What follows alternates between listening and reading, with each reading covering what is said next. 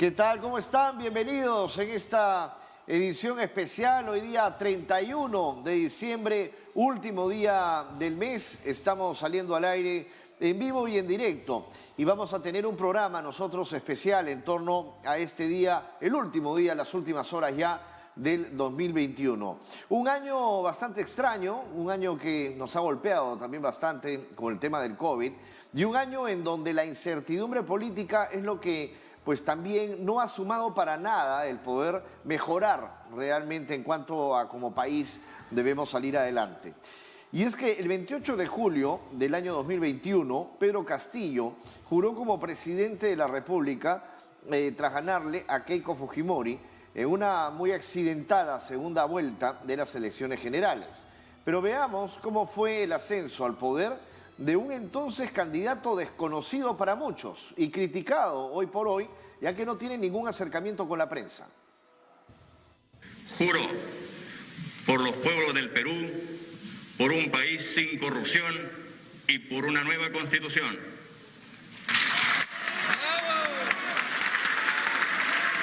En el día del bicentenario de la independencia de nuestro país, Pedro Castillo tomó juramento como presidente de la República en el Pleno del Congreso. El dirigente cajamarquino logró vencer en las urnas a la lideresa de Fuerza Popular Keiko Fujimori, tras una reñida y polarizada campaña electoral. No te corras, Pedro, no te corras. No me voy a correr como se corrió su padre en el tiempo régimen fujimorista. Pedro Castillo, el maestro rural, ocupó el primer lugar en las elecciones de primera vuelta con casi el 20% de respaldo. El resultado dejó con la boca abierta a la mayoría de peruanos, pues hasta ese entonces muy poco se conocía del candidato, quien tuvo mayor apoyo en las provincias, mientras que en la capital su nombre era casi anónimo. El segundo lugar fue para la hija de Alberto Fujimori con más de 13%.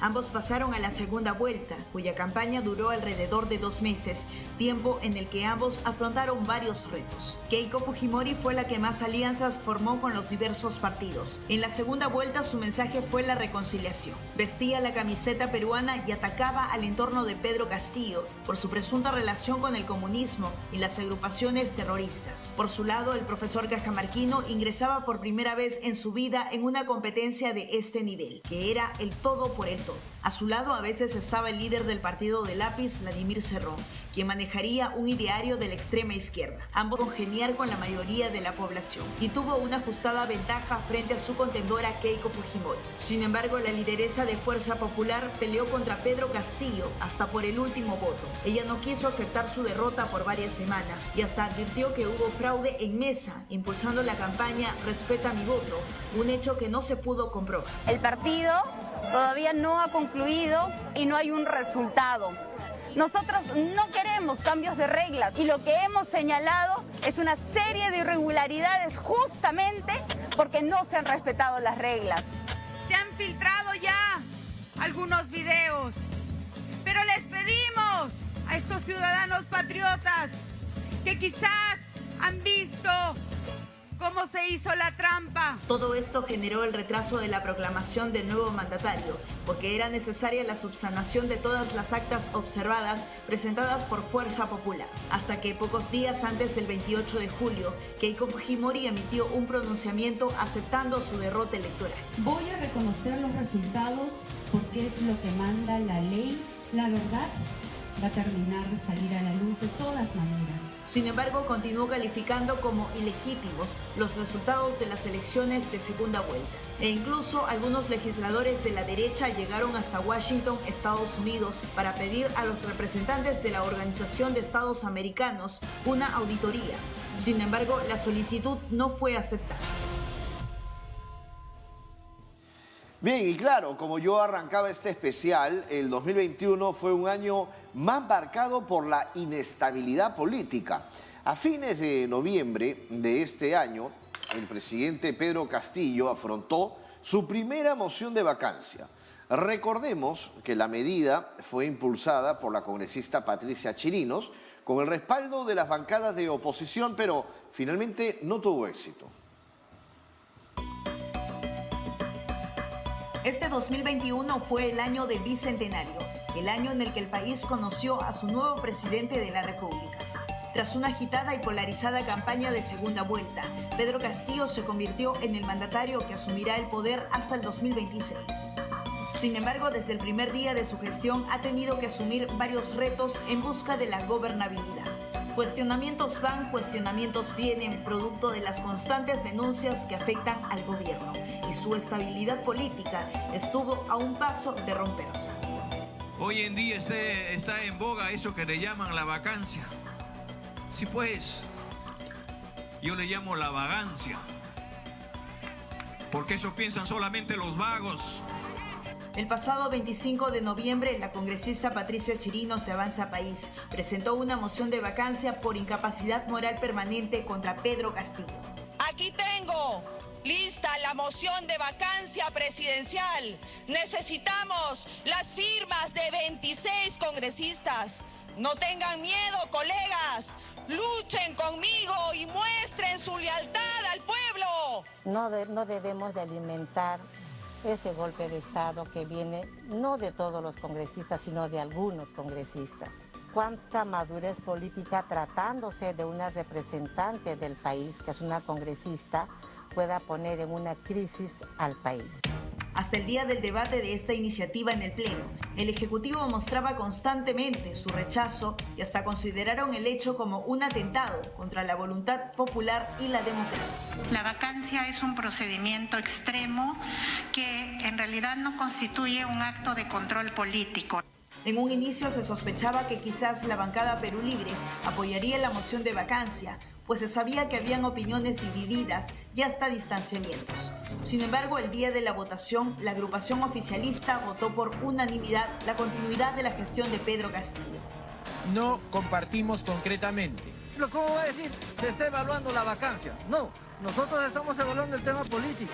Luego de la redacción de la moción de vacancia, salieron a la luz más revelaciones que pusieron en la cuerda floja al Ejecutivo. Por ejemplo, se conocieron las reuniones secretas del jefe de Estado en la Casa de Breña, junto a diversos personajes, como políticos y empresarios. Leales siempre, traidores nunca. Hoy en día está en boga eso que le llaman la vacancia. Sí, pues, yo le llamo la vagancia, porque eso piensan solamente los vagos. El día del debate, las opiniones de las bancadas estuvieron divididas. ¿Qué tipo de personajes son estos que están atrás de la vacancia y con qué autoridad moral nos van a hablar a nosotros de cómo se debe comportar el presidente?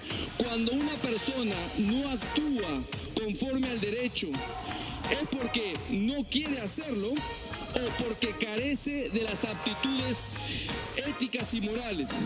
No se trata de boicots, sino de remediar la desconfianza y el caos que genera este gobierno por culpa de su pésima gestión e incapacidad. Sin embargo, el 7 de diciembre, luego de un extenso debate, el Congreso apostó por la permanencia de Pedro Castillo en el cargo. El hecho fue celebrado por los congresistas aliados al Ejecutivo. Han votado a favor 46 congresistas, en contra 76, 4 abstenciones. Consecuencia, no ha sido emitida la moción de orden del día del periodo de vacancia. Es incierto lo que pueda suceder en el 2022, pero lo que sí se conoce es que continúan las investigaciones de los casos relacionados al presidente Pedro Castillo. Por ejemplo, el de la empresaria Karelyn López. Lo que sí se sabe es que Castillo lleva apenas medio año en el cargo y ya afronta graves acusaciones. Es más, quien fue su brazo derecho, Bruno Pacheco, su exsecretario, actualmente viene rindiéndole cuentas a la justicia, así que nuevas evidencias podrían destaparse el siguiente año.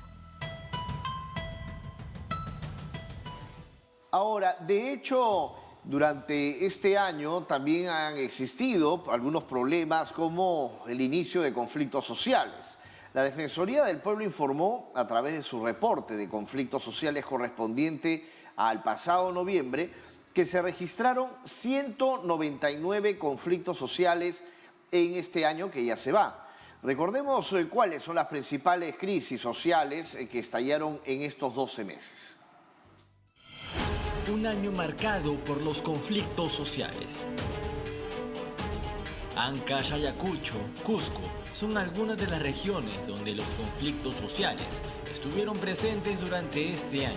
No obstante, la región de Loreto fue la que mayor problema tuvo el pasado mes. De acuerdo a un reporte de la Defensoría del Pueblo correspondiente a noviembre pasado, arrojó que en dicho departamento se originaron 29 conflictos. A ello le sigue Cusco con 18 y Ancash con 15. Se reveló que a nivel nacional existen 199 conflictos sociales activos y latentes.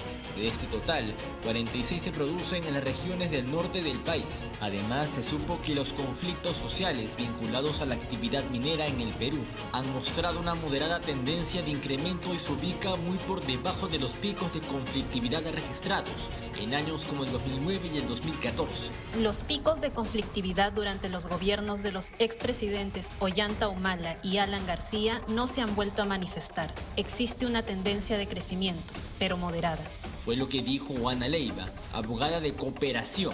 Explicó que dichos conflictos se registran en zonas donde el actual gobierno tuvo un alto respaldo electoral. Agregó que en su mayoría, estos conflictos son de convivencia más que de oposición a las empresas mineras. En todas las zonas encontramos conflictos de larga data, que tienen años sin resolverse pese a tener mesas de diálogo. En cuanto a la tipología, los casos socioambientales continúan siendo los más numerosos. Del total de casos activos, el 66%, es decir, 97 casos, son atendidos a través de mecanismos de diálogo. La Defensoría participa en 77 de ellos. Lo grave son las cifras de heridos. Solo en noviembre, el número fue de 36 y 2 personas fallecieron. Aún no hay una clara política para abordar la problemática de criminalización de la protesta social.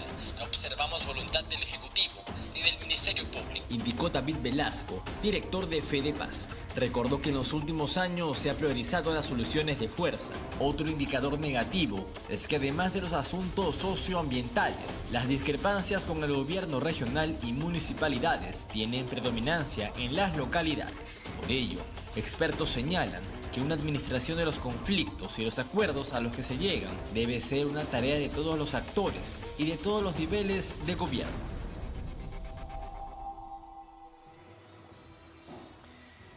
Y este 2021 que ya se nos va también en unas horas, el país también tuvo que vivir la difícil situación generada por la pandemia del COVID-19. La llegada de nuevas cepas como la Delta, Lambda, Gamma y ahora Omicron levantaron las alertas en el mundo. Su expansión ha obligado al Ministerio de Salud a actualizar constantemente nuevas medidas de bioseguridad. Han pasado casi 2 años desde que comenzó la pandemia del COVID-19 en el mundo. A lo largo de esta cruda y difícil etapa, el país ha vivido 2 olas con gran impacto negativo. La segunda se produjo desde finales de enero hasta mayo de este 2021, cuando todavía no había vacuna. Y así comenzó el año, con un anuncio de la entonces ministra de Salud, Pilar Massetti. Ya el sistema de salud está recibiendo más pacientes y estamos viendo que ya estamos pasando de un rebrote a un momento en el cual la cantidad de casos ya asciende mucho más rápidamente. Estamos en una segunda ola. La segunda ola dejó un saldo de casi 100.000 muertos, más que en la primera ola, donde hubo más de 89.000 fallecidos. En abril pasado, el gobierno tuvo que cambiar algunas medidas para reforzar la protección de los peruanos, pues la mayoría no estaba vacunada y el virus se volvía más agresivo. Por eso se dispuso el uso de doble mascarilla. Si uno adiciona una liga para que traccione por detrás de la cabeza o un sujetador, puede llegar a tener una efectividad más del 85%. Cuando se utilizan solas, esta llega a un 30% y una simple de tela a menos de un 20%. Mientras que el uso del protector facial era obligatorio en los medios de transporte público. En julio llegó la variante Delta. El primer caso se detectó en Arequipa. Días después llegó a Lima. Hoy continúa circulando, aunque su impacto ha descendido. El virus está circulando en Lima, está circulando en Arequipa, seguramente en otras ciudades también, y por lo tanto el riesgo de que haya mayor cantidad de contagios con la variante Delta es muy alto. Si no retornan a ponerse su segunda dosis, no van a estar lo suficientemente protegidas para enfrentar variantes como por ejemplo la variante Delta. Este 2021 fue muy desafiante a nivel mundial. En más del 90% de países, las muertes causadas por el coronavirus se duplicaron y en algunos casos se triplicaron, hasta que los esfuerzos científicos para combatir esta pandemia dieron sus frutos y siguen dando pasos esperanzadores. Llegará a nuestro país un nuevo lote de 700.000 dosis de vacunas contra la COVID-19. Vemos sí una tendencia positiva y esperamos que las próximas semanas esto se vaya confirmando. Recordemos que en quincena de febrero, durante la gestión de Francisco Sagasti, llegó por primera vez a nuestro país el primer lote de 300.000 dosis de vacunas de Sinopharm, que fue recibida con mucho entusiasmo, porque desde ese entonces el país iba a empezar una etapa muy importante en su desarrollo, su camino a la inmunidad de rebaño. Queda ahora realmente una tarea muy grande por delante. Es una de las pocas veces que a lo largo de nuestra historia como vida independiente hemos visto a toda la ciudadanía colaborando y poniendo el hombro. Mientras tanto, las nuevas mutaciones aparecían cuando menos lo esperábamos. La variante Delta fue la que se posicionó como la más letal este año. Con el pasar de los meses aparecieron más variantes como Gamma y Lambda, pero la más alarmante fue la detectada en Sudáfrica en noviembre pasado, la variante Omicron, que amenaza con desplazar a la Delta. Lo más factible es que en las próximas horas tengamos mayor cantidad de positivos a partir de estos contagios. Y lo que sabemos en el caso de las personas que se han afectado acá en Sullana, son 3 hermanas, que una de ellas vino de Lima el 9 de diciembre, no han salido a fiestas, pero sí están con los padres, los cuales es bastante probable que se contagien. Hace pocas semanas el gobierno de Pedro Castillo había dispuesto más flexibilidad en los protocolos, como retirar el uso del protector facial en los vehículos de transporte público y permitir el uso de una mascarilla siempre y cuando sea KN95. Sin embargo, con la reciente expansión de la Omicron en el país, no se descarta que haya un posible retroceso en la evolución de la pandemia. Por lo visto, ya comenzó ese camino, pues para el 24 y 31 de diciembre se ha extendido el horario del toque de queda para evitar las reuniones sociales y se ha reducido el aforo en los centros comerciales. El sector educación lamentablemente ha tenido muchos problemas este año y el 2021 fue un año más donde los escolares no pudieron volver a las aulas a causa de la pandemia. Pero el Ministerio de Educación anunció que el retorno se hará para marzo del 2022. Veamos cuál ha sido la situación del sector educación en estos 12 meses. Estamos pidiendo que el gobierno le dio prioridad a la apertura de los colegios a nivel nacional.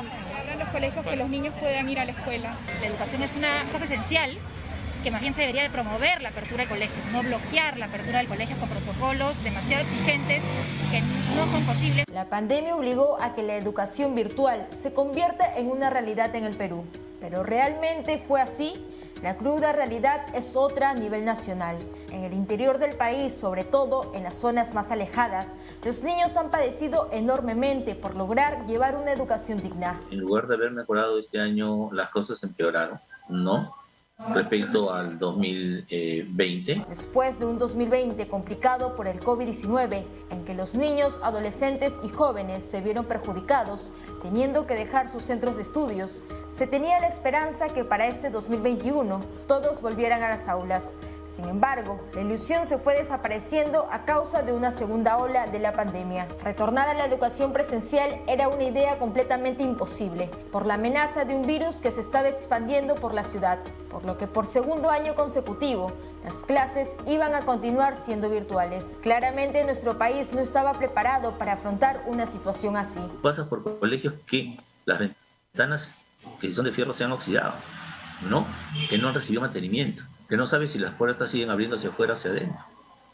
O sea, todo ese tema, ¿no?, que tiene que ver no solo con la bioseguridad, sino también con la seguridad frente a una situación de sismos o de emergencia. Para llevar clases virtuales se necesita una buena red de señal, internet y algún dispositivo para que los estudiantes puedan conectarse. Importantes elementos con los cuales miles de familias no cuentan y que por ese motivo, lamentablemente los menores tuvieron que dejar de estudiar. En otros casos, con los pocos recursos que tenían, pero con las ganas que les sobraban, los menores se las ingeniaron para no perder ni una clase.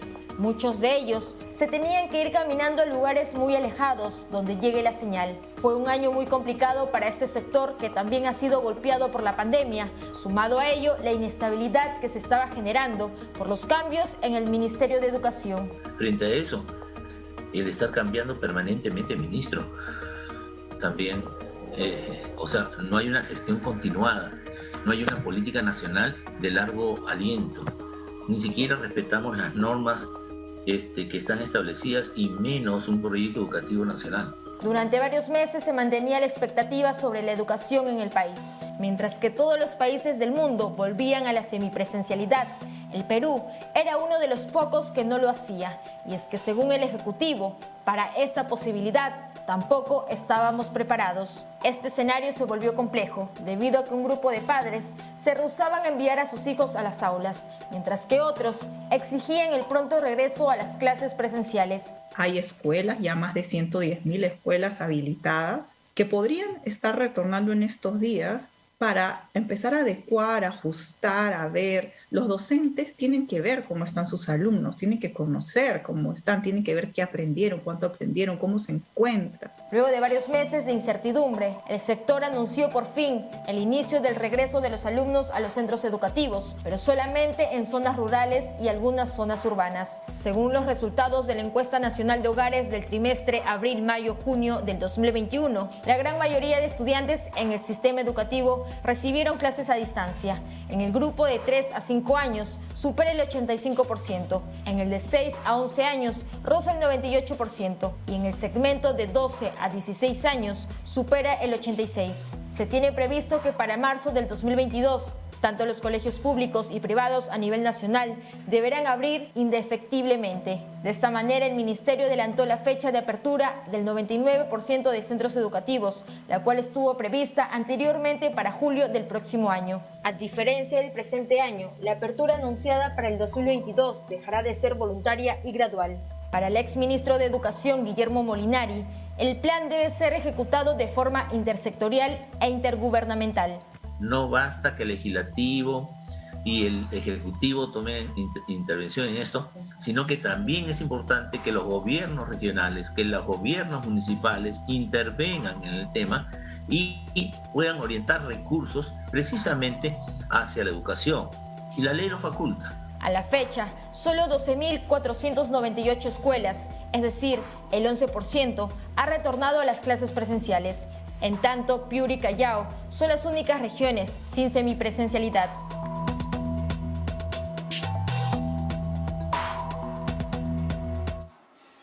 Una de las armas más efectivas en la lucha contra la pandemia, sin duda, es la vacunación.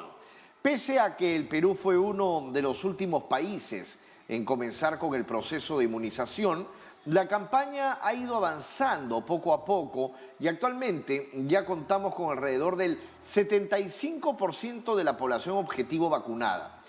Realizamos un resumen de cómo es que se ha llevado a cabo la campaña de inmunización durante el año 2021.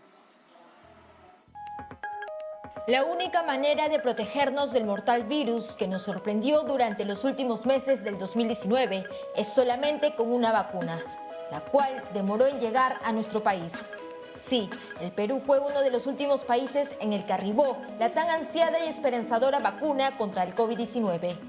Y es que mientras veíamos cómo se distribuía y avanzaba el proceso de vacunación en el mundo, el país atravesaba por otro de sus peores momentos. Una segunda ola había llegado y estaba causando la pérdida de miles de peruanos.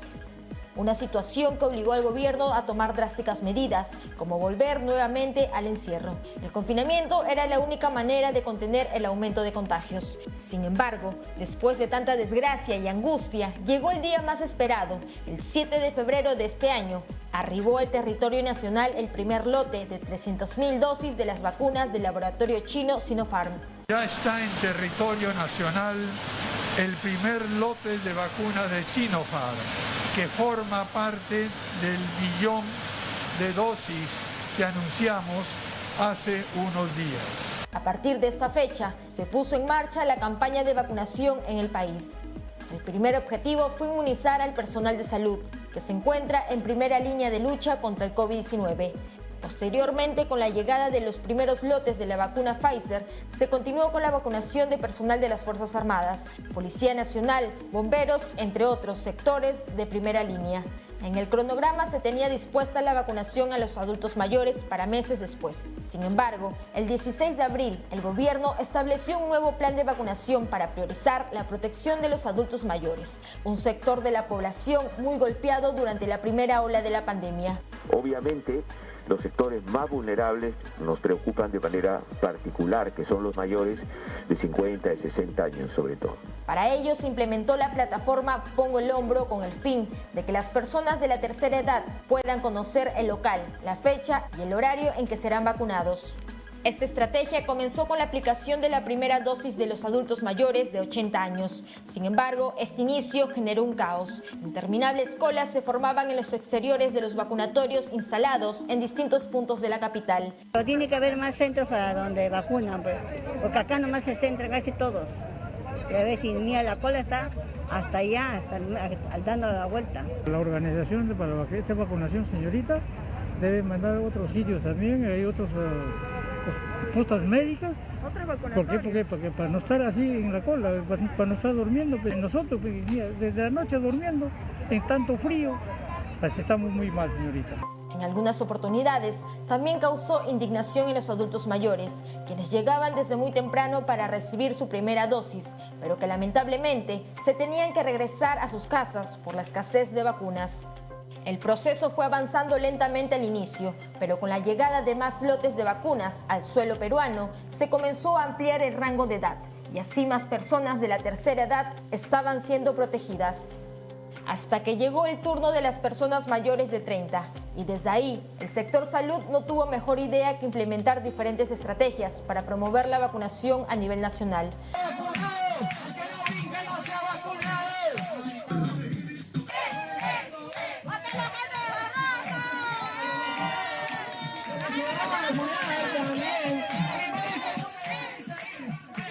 Los jóvenes mayores de 20 fueron los que más disfrutaron en recibir sus primeras dosis, acudiendo a los centros de vacunación con sus mejores disfraces. Se vivió una fiesta en los vacunatorios con la estrategia de las diversas ediciones del VacunaFest.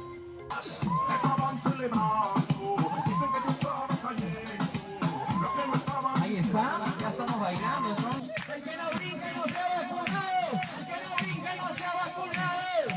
Pese a todo ello, el ministro de Salud, Hernando Ceballos, anunciaba que había un reducido porcentaje de la población que aún no recibía una o ninguna de las dosis. Necesitamos cubrir la segunda dosis, que todavía una importante cantidad de ciudadanos no se la aplica y que ustedes saben es muy importante para estar protegidos frente al COVID y a cualquiera de sus variantes. De esta manera se implementó la campaña Vacúnate Ya, vamos a tu encuentro, para cerrar las brechas que faltaban. Asimismo, el 15 de octubre se comenzó con la aplicación de la dosis de refuerzo al personal de salud en primera línea. Posteriormente se habilitó la aplicación para los adultos mayores. Luego de unas semanas, el sector anunció que también las personas mayores de 18 años podrán ser vacunadas con la tercera dosis, después de 5 meses haber recibido la segunda. Tenemos todas las vacunas necesarias y queremos proteger a la mayor cantidad de ciudadanos. Ante la llegada de la variante Omicron en el país, el titular de salud señaló que este requisito se redujo a 3 meses. Esto con la finalidad de que la ciudadanía esté más protegida ante la amenaza de la última cepa aún más contagiosa. La meta de inicio de la campaña fue inmunizar al 70% de la población. Sin embargo, con el avance del proceso, se extendió al 80%, una meta que está muy cerca de lograrse, pues hasta la fecha, alrededor del 75% ha recibido ambas dosis de la vacuna. Vamos a continuar con este resumen del año 2021 tras la pausa, porque hay mucho más, obviamente, que nosotros hemos pasado en nuestro país, y no solamente en el Perú, sino también en el mundo. Volvemos.